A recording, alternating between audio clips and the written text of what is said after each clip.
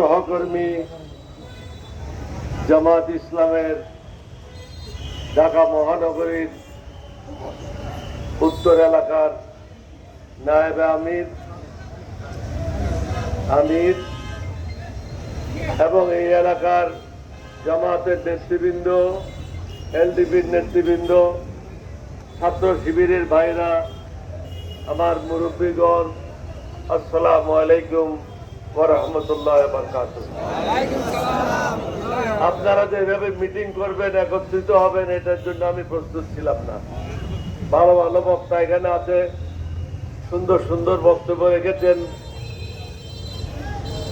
তাদের কথাগুলি শুনেছেন। আমি সংক্ষেপে কয়েকটা কথা বলবো।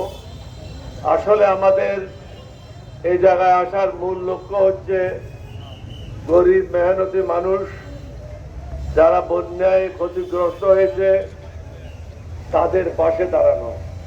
সকলের পাশে দাঁড়ানো সম্ভব না, কিছু মানুষের পাশে দাঁড়িয়ে আল্লাহর সাহায্য কামনা করে আমাদের কর্মকাণ্ডটা আজকে পরিচালনা করতে চাই।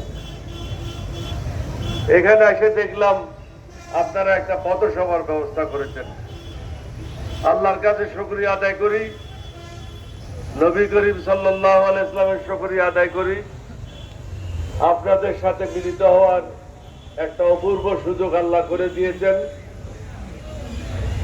জামাত ইসলামী দল হিসেবে, ছাত্র শিবির একটা দল হিসেবে আপনারা বাংলাদেশের সবচেয়ে বেশি ক্ষতিগ্রস্ত হয়েছেন।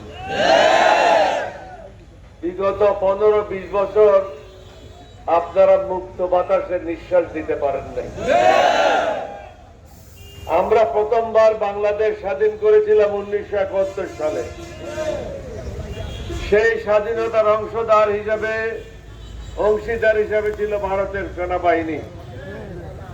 আওয়ামী লীগ কথায় কথায় সবসময় বলতো যে ভারতের সাহায্য ছাড়া বাংলাদেশ কখনো স্বাধীন হতো না। আমি এটাতে পিএইচডি করেছি লন্ডন থেকে। বাংলাদেশ যখন যুদ্ধের শেষ প্রান্তে পৌঁছে পাকিস্তানরা ক্লান্ত, তখন ভারতবর্ষের সেনাদের আগমন, অর্থাৎ পাকিস্তানিরা যখন রণক্রান্ত, যুদ্ধের ভঙ্গ দেওয়ার অবস্থা, পলায়ন করার অবস্থা, ঠিক সে সময় আসে তারা যুদ্ধে জয়লাভ করেছে। যার জন্য দীর্ঘ 50 বছর আমাদেরকে ভারতের এই কথা শুনতে হয়েছে, আওয়ামী লীগের এই কথা শুনতে হয়েছে। যখন যায় কিছু হয় বলে যে বিএনপি আর জামাতে সন্ত্রাসী কাজ করেছে। এবার কিন্তু আর কারো বাবের কথা আমাদেরকে শুনতে হবে না। এইবার বাংলাদেশ স্বাধীন করেছে বাংলাদেশের জনগণ আর ছাত্ররা। অকাতরে জীবন বিলি দিয়েছে আমাদের ছেলে মেয়েরা, আমাদের ভাইয়েরা। এতখানি রক্ত, এরকম ঐক্য আমার 86 বছর বয়সে আমি কখনো দেখি নাই। পৃথিবীতে কোনো নজির নাই এরকম ঐক্য। বাংলাদেশ আপনারা শিখেছেন কিভাবে জীবন বিলি দিতে হয়, আপনারা শিখেছেন কিভাবে দেশকে রক্ষা করতে হয়। আজকে আমি একজন মুক্তিযুদ্ধ হিসেবে অত্যন্ত আনন্দিত। আমি একদিন চিন্তা করতাম কাদের হাতে এই দেশ দিয়ে যাব। আজকে আমি আপনাদের বিগত কয়েকদিনের কর্মকাণ্ড দেখে আল্লাহর কাছে শুকরিয়া আদায় করছি। আমাদের যোগ্য ছেলেরা, যোগ্য ভাইয়েরা এই দেশ রক্ষা করার জন্য প্রস্তুত। অন্য কোন দেশের কোন তাবেদারি এখানে চলবে না। যে সমস্ত লোকেরা হাসিনার লোটা উঠেছিল, যে সমস্ত লোকেরা হাসিনার দালালি করেছিল, তাদেরকে চিহ্নিত করেন। তারা হলো জাতীয় বেঈমান, জাতীয় দালাল। এটা আমার কথা না, এটা শেখ হাসিনার কথা। 1986-87 সালে চট্টগ্রাম লালদিঘির মাঠে গিয়েছিলেন, তিনি একটা বক্তব্য রেখেছিলেন। এই বক্তব্যে তিনি বলেছিলেন যারা এরশাদের অধীনে নির্বাচন করবে তারা হবে জাতীয় বেঈমান।